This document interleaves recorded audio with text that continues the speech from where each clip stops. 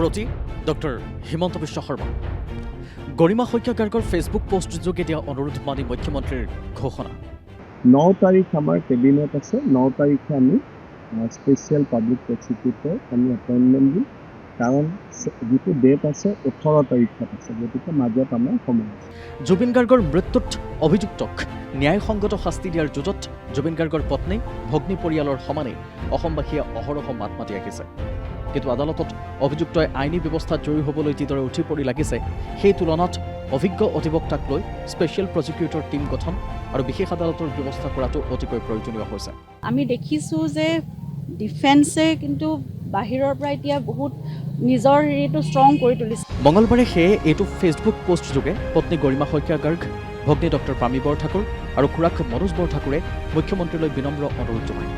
জুবিন গাৰ্গৰ ন্যায় প্ৰক্ৰিয়া অধিক জোৰদাৰ কৰি বিপক্ষৰ অভিযুক্তৰ সৈতে যুঁজ দিবলৈ এটা খুব সবল অভিজ্ঞ আৰু জ্যেষ্ঠ অধিবক্তাৰে যাৰ ওপৰত ৰাইজৰ অসীম শ্ৰদ্ধা আৰু আস্থা আছে বুলি ব্ৰেকেটত লিখে এটা স্পেচিয়েল পাব্লিক প্ৰচিকিউটৰ টীম গঠন কৰি দিয়া হোক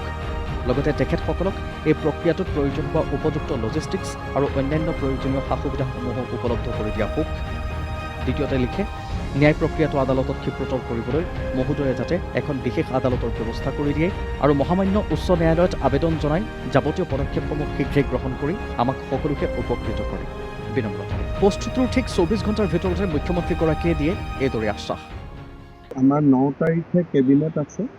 কেবিনেটৰ পিছতে আমি স্পেচিয়েল পাব্লিক প্ৰচিকিউটৰ এপইণ্টমেণ্ট কৰিম আৰু গুৱাহাটী উচ্চ ন্যায়ালয় স্পেচিয়েল পাব্লিক প্ৰচিকিউটৰজনে আমাক যেতিয়া ক'ব যে এতিয়া স্পেচিয়েল আদালত বনোৱাৰ সময় আহি গ'ল বুলি তেতিয়া আমি চিফ জাষ্টিছক লিখিম গতিকে প্ৰথম প্ৰক্ৰিয়াটো হয় স্পেচিয়েল পাব্লিক প্ৰচিকিউটৰ আৰু স্পেচিয়েল পাব্লিক প্ৰচিকিউটৰে যেনেকৈ চৰকাৰক পৰামৰ্শ দিয়ে চৰকাৰে তেনেকৈ আগবাঢ়িব